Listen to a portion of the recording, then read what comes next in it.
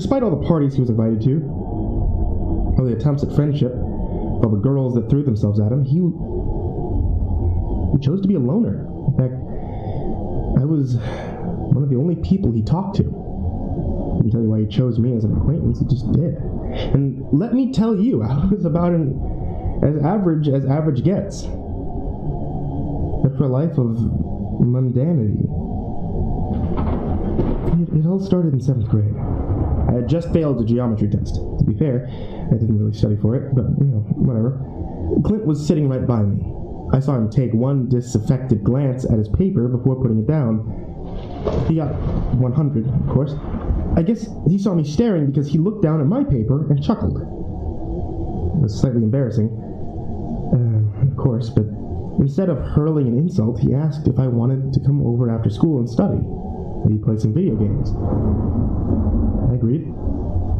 And that's when I started to get a glimpse into his ideals. You see, he was never satisfied with anything. I remember our conversation regarding what he wanted to do in the future. I had all the generic answers. Buy a Lamborghini, a big house in Hollywood, marry Megan Fox. Yeah, I was that asshole, but Clint, he wanted something different. He had bigger aspirations. Adventure, he told me. Going somewhere uncharted, discovering something new, something that nobody's seen. And at that time, I didn't know what he meant. But like Jupiter or some shit, I asked him. He chuckled. Maybe, something like that. At the time, I couldn't fathom why he wanted to go into space. Nothing's up there, I told him. What's the point? He just gave me this amused look. It wasn't one of contemptuous superiority. No, he wasn't like that. See, he knew that I couldn't have understood. But he didn't fault me for it. Well, think about this. People's lives have become lackluster, he went on. When we have all the comforts in the world, everything turns into structure, routine, nothing new. Our destiny decided by the time we're out of college. Who the hell wants to get caught up in the rat race and just chase monotony day to day? That's the worst possible outcome. That's why we watch movies, read books, escapism, looking for stories that are infinitely more satisfying than the one we're living in. I mean, what do we really have to look forward to? He talked a lot like this. It didn't sound suicidal. It was something else.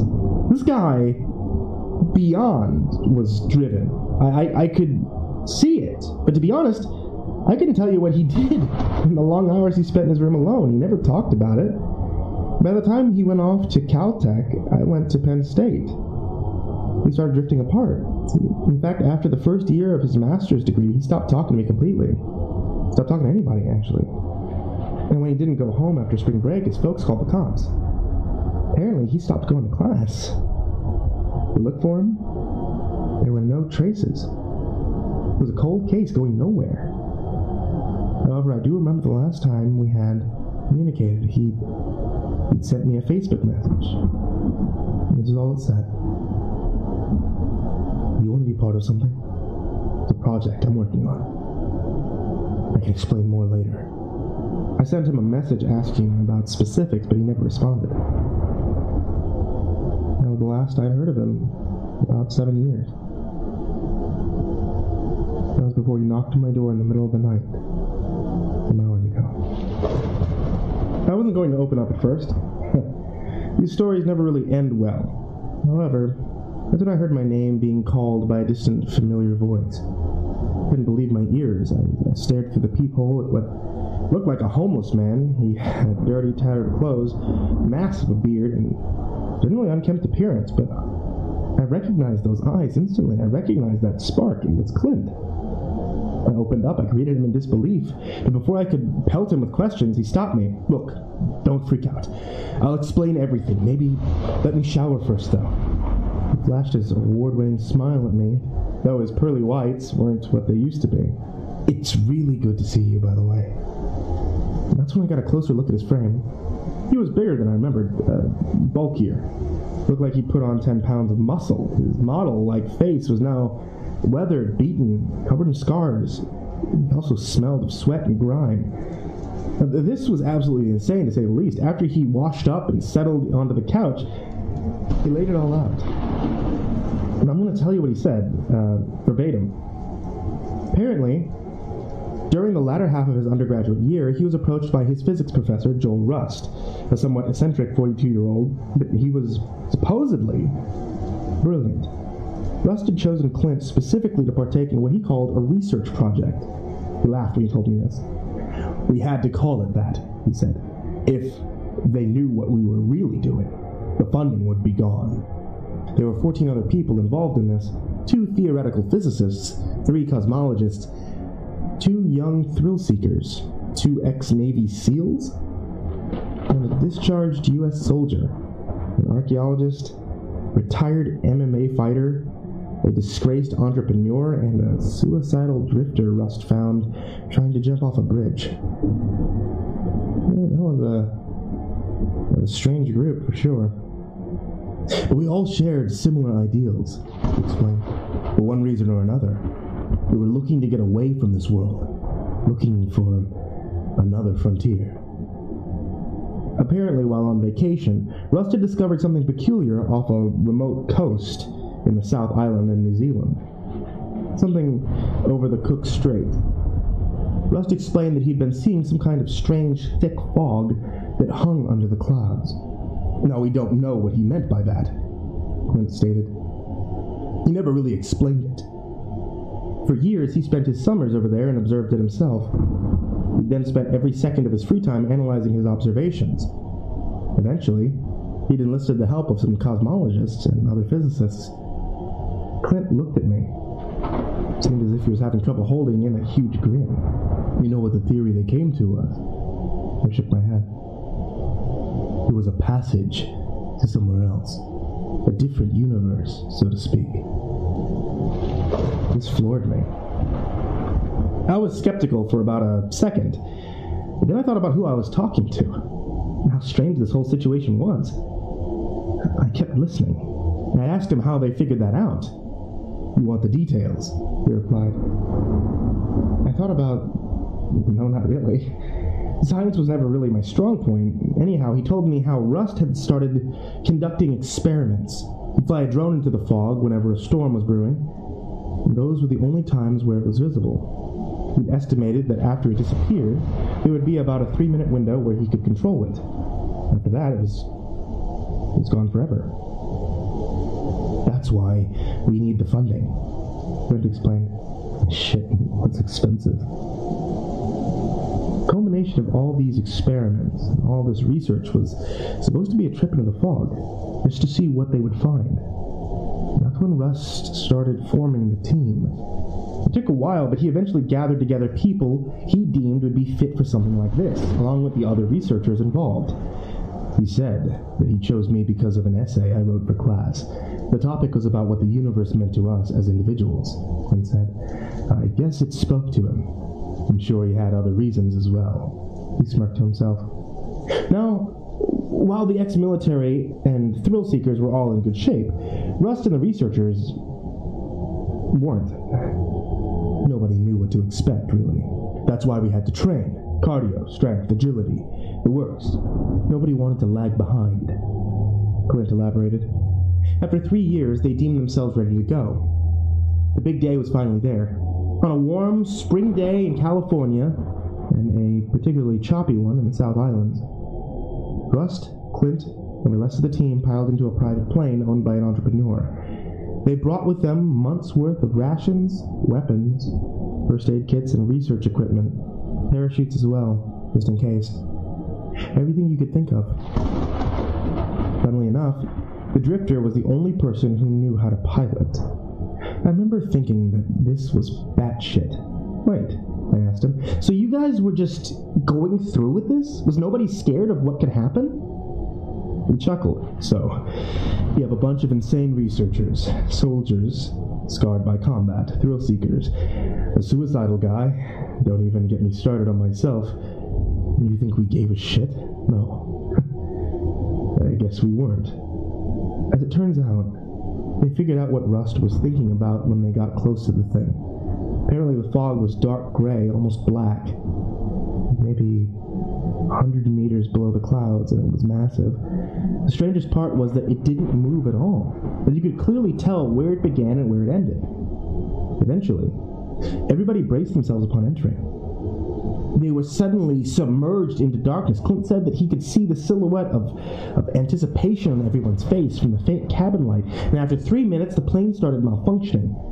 And here's the fucked up part. Rust never told anybody about the drone experiments until afterward. When this happened, everybody started freaking out. Nobody was expecting it, but soon after, a wave of light filled the plane. What they saw out the window was, well, incomprehensible. A dark, foreboding landscape. Heavy rain pounded the windows while a cacophony of violent lightning bolts struck around them. To make matters worse, the plane was headed down, into a dark ocean beneath. As they got closer, they could tell that there was definitely movement in the water, large movements, and they weren't just waves. Luckily for them, the plane was also on a trajectory for a landmass just up ahead. Nobody asked any questions. They just stuffed their bags with weapons, rations, and water, and were hastily strapping on their parachutes. Now, it was at this point that they realized military training would have come in handy. Right then, it was every man for themselves. Once the plane was nearly over the island, everyone started jumping out. A good portion of them didn't get so lucky. Other than Rust, only one of the researchers survived. 2 of them couldn't open their chutes in time. One landed in the water, where he was quickly consumed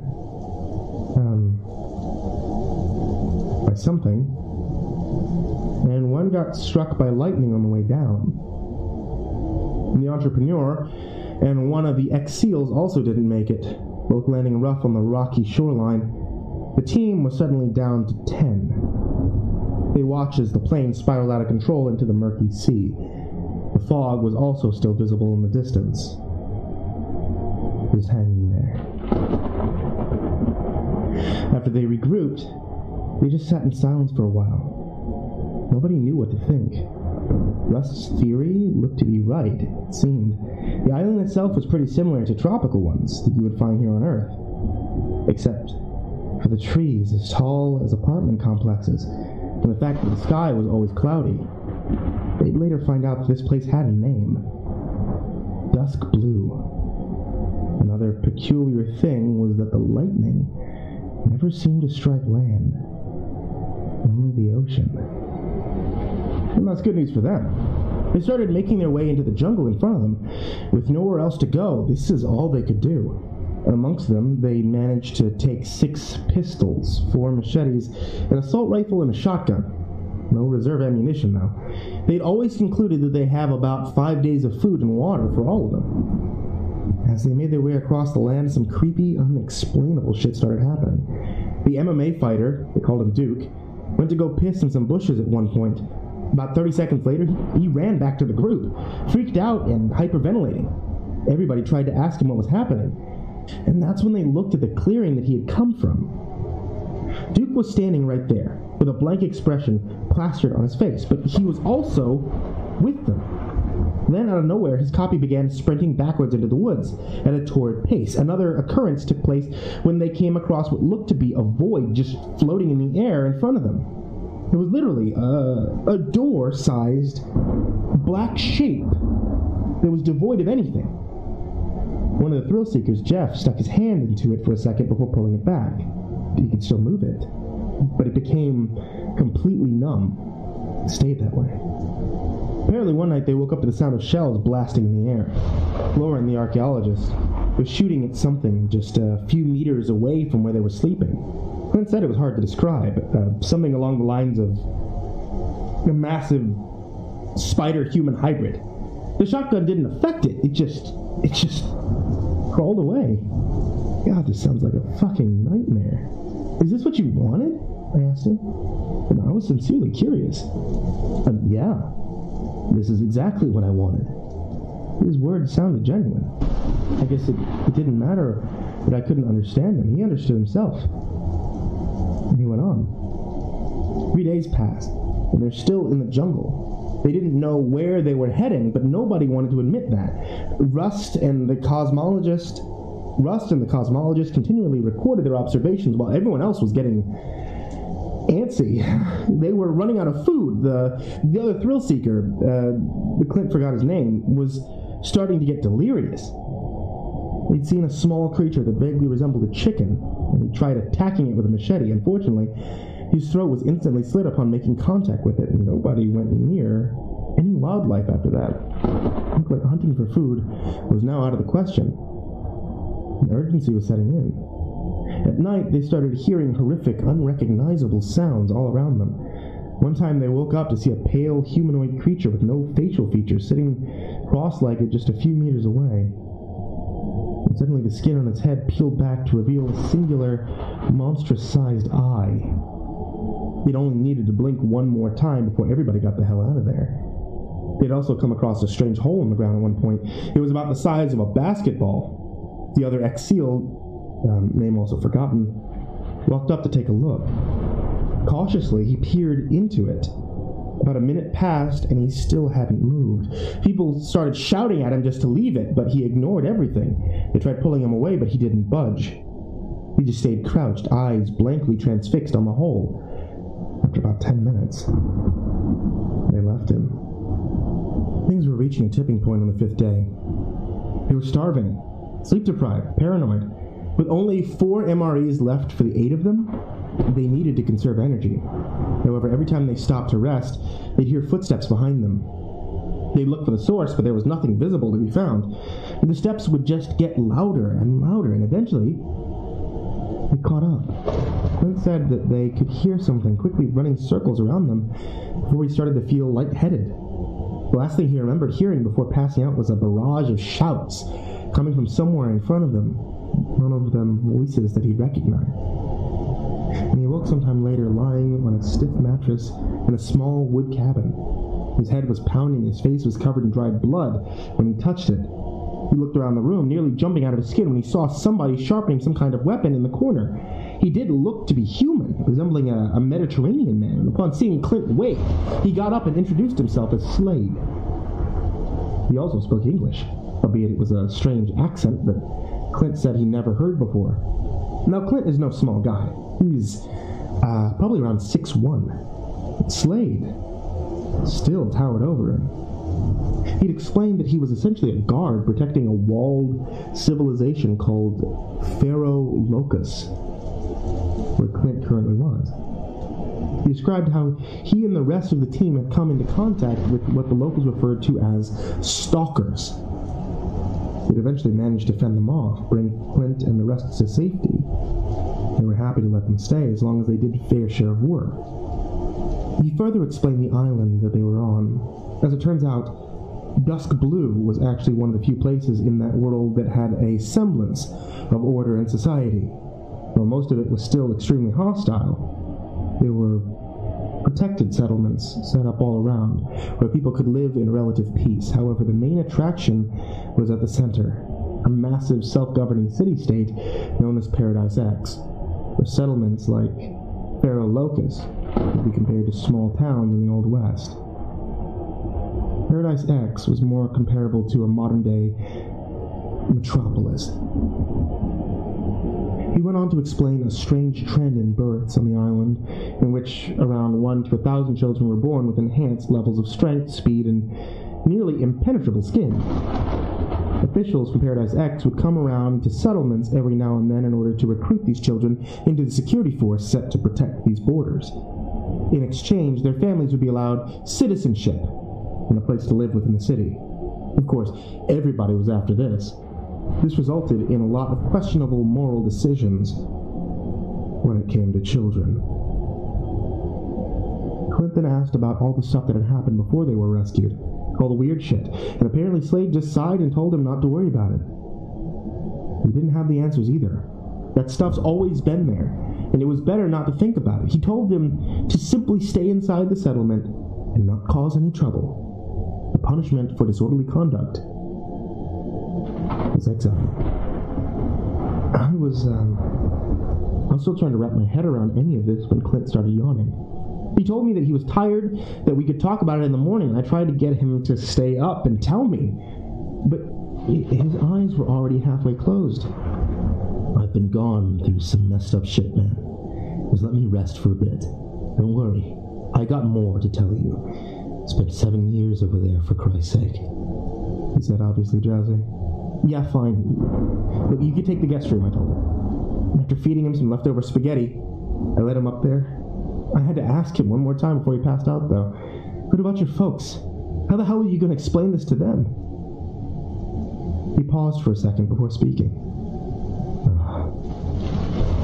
Couldn't if I tried. They're gone, man. To be honest, the lack of emotion in his voice disturbed me a bit. No shit, I'm sorry, was all I could utter out. He just let out a forced chuckle and said, "What are you sorry for? You didn't do anything."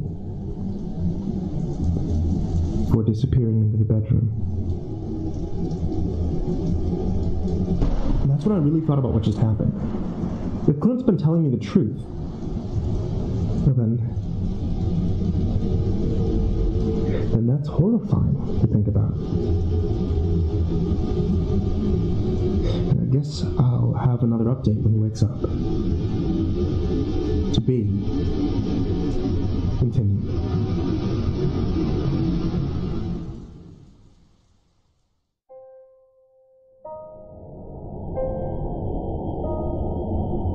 So it's currently morning. I didn't expect to get much sleep last night, and I didn't. We just picked up some breakfast, and Clint's been eating like an animal. Guess I can't blame him, though. I don't want to get off topic. He followed it up by describing a rough layout of the world beyond that island. By his account, oceans made up about 85% of the surface. There were only 2 continents. Well, there used to be. The one was essentially annihilated and made unlivable by a previous world war. There were also islands scattered throughout ones like Dusk Blue. The 2 remaining continents were known as Neo Civitas and Heaven's Curse. I'll discuss the latter first. Clint estimated that he'd spent around 2 months there. That's another story. To put it simply, it resembled an apocalyptic shit show, with the vast majority of it being a desert wasteland. If you thought Dusk Blue sounded bad, this shit was something else entirely, Clint explained. Apparently the life expectancy of children born there was around 6 human years. The places where people lived ranged from lawless zones controlled by warlords to totalitarian fortresses and everything in between. It had a total population of about 17 billion living in the area, about twice the size of Russia. And those were only what we could consider to be humans. The place was also filled with some of the most incomprehensibly horrific things he'd ever seen.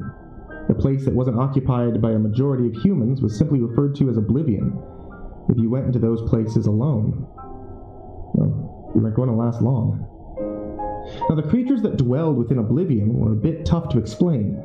Clint's experiences with them were limited. However, he'd heard that people had stopped trying to label them all. There were simply too many.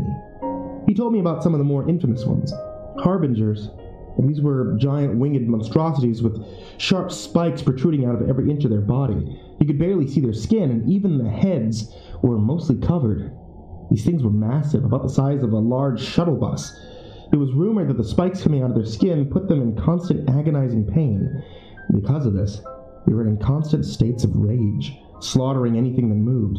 They were called Harbingers because whenever one arrived, many others were soon to follow. That meant unavoidable mass-scale death and destruction. These things weren't easy to kill, and the people had to prepare. Butcher Knights. Nobody really knows what these are. There was a theory floating around that they were members of an ancient order of knights that had been condemned by some otherworldly being.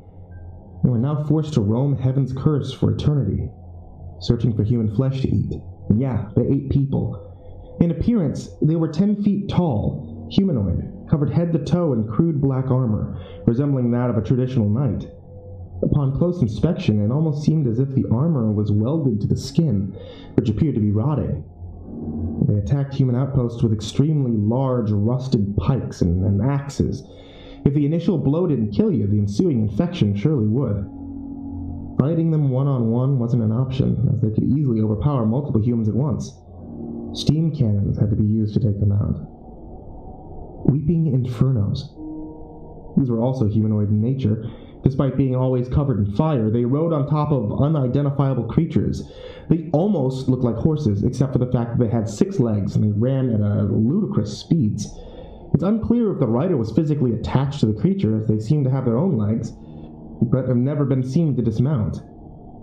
The way they kill is actually not what you'd think. While the constant stream of flames they burst out of their bodies was certainly a cause for concern, a bigger problem was their persistent, ungodly shrieks. If you get too close to them, your brain would eventually explode. That's where they got their names from. The Hunter. This was a rare one. People were unsure if there was only one of these, or if there were more. This stems from the fact that it only ever appeared by itself, but that didn't mean it was easy to deal with. Supposedly, this thing was seemingly indestructible, until proven otherwise, that is. But so far, nobody's made a dent in it. However, it was only really pursuing one thing, the strongest entity in the surrounding area. Somehow it could sense them, and that meant that the more settlements would try and protect their more capable fighters, the more people would die when the Hunter tried to get to them. Eventually, communities would just give them up and hand them over whenever it came around. They'd fight each other, and the Hunter would always win. Most reports of this appearance may have been falsified, since so little people have actually seen it. However, the most agreed upon one was a being more than triple the size of a butcher knight. It had no legs, but 12 arms that it used to attack and move. Its hands were large, covered in caustic liquid. It could grab humans, simultaneously crush and dissolve them in seconds. It also appeared to have no face, just a large mouth filled with sharp black teeth on its torso. Ultimately, these only scratched the surface. See, Heaven's Curse was like the ocean, mostly unexplored, and the vast majority of the creatures dwelling within it were still undiscovered. This was probably good. However, these weren't the only things that the inhabitants had to worry about. It was also a perplexing phenomenon that seemed to plague everybody who lived there. Nobody could explain it away, nobody could identify the source, and nobody even knew what to call it. They just accepted it. A good parallel for this in our reality would be the glitches in the Matrix that some people experience. On Heaven's Curse, you could be simply walking around before getting disoriented for a few seconds. And when you come to your senses, you find yourself standing outside the civilization you were just in, out in oblivion. People also claim to see things that weren't there, hear things that didn't have a source, and be having conversations before realizing that there was nobody in front of them. One of the more extreme cases was times where everybody around you would stop in place, have all their heads twist to look directly at you, and then their lips would stretch ear to ear in the most horrific grin you've ever seen. After a couple of seconds, everything would go back to normal. Nobody would say that they'd ever even remember doing so. This happened to Clint once. You may be wondering how there could still be a constant population of like 17 billion, considering all of this. Well, there was one thing that people living out there didn't have to worry about. That was sustenance. Now, Clinton admitted that the food that they had to eat wasn't very good, but it was abundant.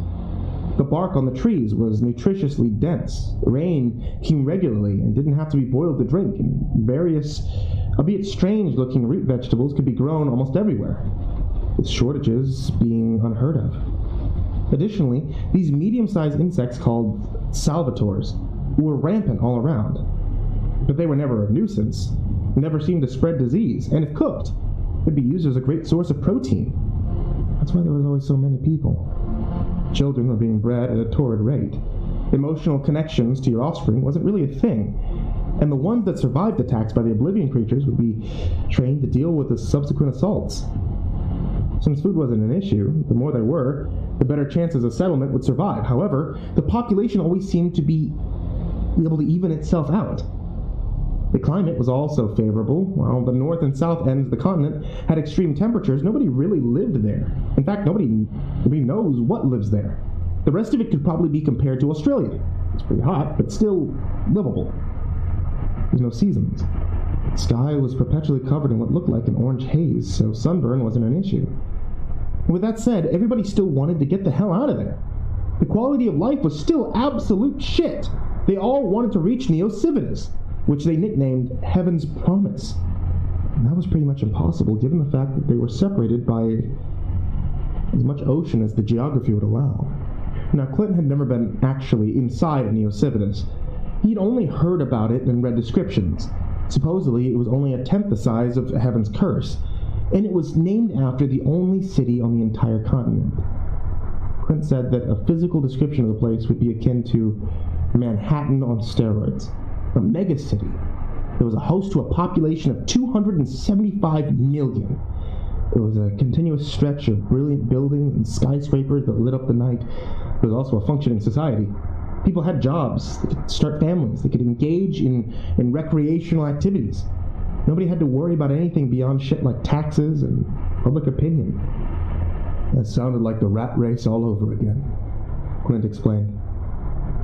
While the area outside the city limits were still somewhat hostile, it was nowhere near the extent of Heaven's Curse, or anywhere else for that matter. And besides, there was a monumental metal-based wall, about 400 meters tall, surrounding the entire place. There were also a heavily armored military personnel called Apex officers guarding it. In fact, a lot of it was comprised of the enhanced soldiers guarding Paradise X. These two places actually had an agreement where a portion of the ex-soldiers would be flown from Dusk Blue to Neo Civitas in exchange for firearms. And yes, they were the only ones who had access to air travel. They were also widely believed to be sole producers of guns and ammunition.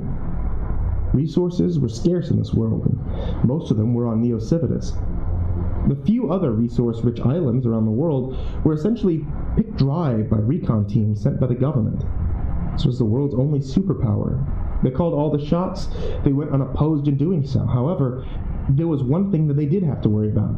You see, there was one thing that Neo Civitas had in common with everywhere else. The sky. It was always cloudy. Nobody could come up with a tangible explanation of why. It was always just like that. Well, that's just what those people think, Clint remarked quickly. Strangely, he didn't elaborate on that. So I really noticed how weird he'd been acting the whole time he'd been telling me this. There was an increasing urgency in his tone. Anyhow, he went on. Apparently, there was a legend of sorts that had permeated every community all around the world. When the day comes when the clouds finally part, true Armageddon will soon come to fruition, and nobody could stop it. Now, I'd been so caught up in this, I had forgotten I actually had to work that day. My boss had texted me in the morning telling me I had to come in that day for just a few hours. I was already late. Shit. Told Clint, look, I gotta run to work real quick. Just stay here, alright? Don't go anywhere. I'll bring back some pizza or something. He responded almost instantly. Yeah, do what you gotta do. I'll be here. He said this in the same urgent tone that he'd been using before. However, I didn't think anything of it. And I'm currently at work now. I can't really focus on anything. There must be too many things that Clint just left unexplained.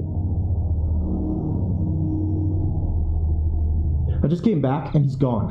I somewhat expected this. It seemed that he took a bunch of perishable rations, a few sets of my clothes, a laptop, and some cash. However, I did find this in the kitchen. It was an old, crusty journal covered in dirt and blood stains. There was also a sticky note attached to it. This is what it read. I'm sorry, James. You've always been of the few people that I can actually bear talking to. Maybe you'll understand eventually.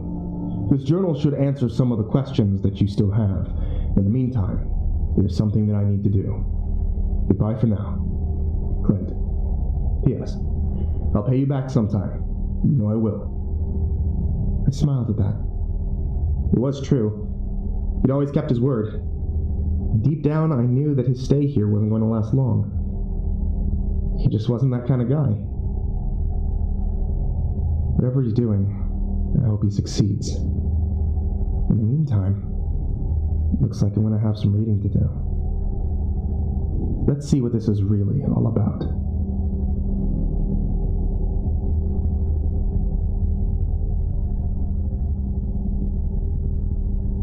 Hey again, my posts seem to be a bit sporadic. Work's got me on my heels, you know how it is, and as much as I want answers, I also need to eat. So nevertheless, I started reading the journal. I'll list the names of the people Clint arrived with before I start typing the rest of this out. The ones who were still alive at the beginning of the first entry, that is. just to make it less confusing. So there was Clint and Rust, of course, and then Duke, the MMA fighter, Lauren, the archaeologist, Travis, the drifter, Christian, the discharged soldier, Hawkins, the cosmologist, and Kaginori, the thrill seeker. Anyway, there we go. Entry 1. I thought I'd write down my thoughts as well as my significant events while I'm here. Now, I'm not sure who this is for or who's going to read it, but I might as well do this. My name is Clint Rockwell, and I'm currently in some strange world that isn't Earth. When I get here, no, that's a bit too much to explain. I've been on Dusk Blue, the island where we first landed on, for about 2 months now. That is assuming the time passes the same here as it does on Earth. And I think it does, or close enough anyway. Hawkins estimates the time between days here is around 23 hours and 48 minutes. I shit you not. The guy sat there and counted the seconds one day. He's pretty much gone crazy at this point. Can't really blame him, though. This must be fucking insane for him. Besides that, everyone's been pretty nice around here. All seem to be genuinely good people. And to get past the cultural differences, that is. Apparently a handshake here means war, but I don't know. Maybe there's something wrong with me. For the first week, I was amazed by this place, but after that, shit kind of fell into a routine again. The satisfaction came from making this discovery has been dwindling. It's just day after day of manual labor, eating gruel, and sitting around. The thing I didn't realize, nobody ever goes outside this place unless they deem it a direct threat worthy intervening in. Hell, the only reason they bothered saving us was because we were leading the stalkers directly toward them. There's really nothing to do here. However, the story I hear from the elders is pretty interesting. For example, some time ago they found a dead body lying outside the settlement walls. Not wanting to stink up the place, some guy carried it away and threw it into some foliage. That night they heard somebody yelling at around the same place they found the body. When they checked it out, it was the same dead guy from earlier, except he was alive. Didn't have a scratch on him. They didn't let him in, obviously.